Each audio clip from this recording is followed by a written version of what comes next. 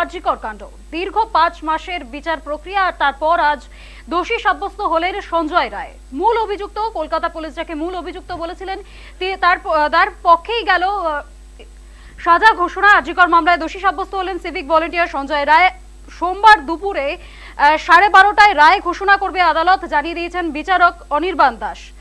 আজ শনিবারই রায় ঘোষণা হলো সঞ্জয় রায়ের এবং আর জি কর কাণ্ডে মূল দোষী সাব্যস্ত করা হলো তাকে। এমনকি বিচারক এবং দোষীর মধ্যে যে কথোপকথন হয়েছে সেখানেও জানা গিয়েছে সঞ্জয় রায় সেদিনও আজকেও বলেছেন যে তিনি দোষী নন, তিনি গরিব, তাকে ফাঁসানো হচ্ছে।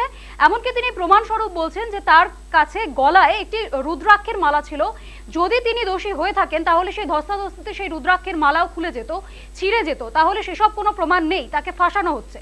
কিন্তু তারপরেও বিচারক অনির্বাণ দাস বলেছেন যে সমস্ত বিচার প্রক্রিয়া জুড়ে যে তথ্য উঠে এসেছে, যে প্রক্রিয়া চলেছে, সেখানে সঞ্জয় রায়কেই দোষী বলে সাব্যস্ত করতে হচ্ছে। আর এই কারণেই ভারতীয় ন্যায় সংহিতার 64 অর্থাৎ ধর্ষণ, 66 ধর্ষণের পর মৃত্যু এবং 103(1) অর্থাৎ খুন, এই ধারায় দোষী সাব্যস্ত করা হলো সঞ্জয় রায়কে। তবে এক্ষেত্রে প্রসঙ্গত বলে রাখতে হবে যে 64 ধর্ষণ এবং 66 ধর্ষণের পর মৃত্যু, এই দুটি ধারায় মামলা রুজু মানে সর্বোচ্চ শাস্তি হতে পারে মৃত্যুদণ্ড এবং সর্বনিম্ন সাজা হতে পারে 10 বছরের কারাবাস।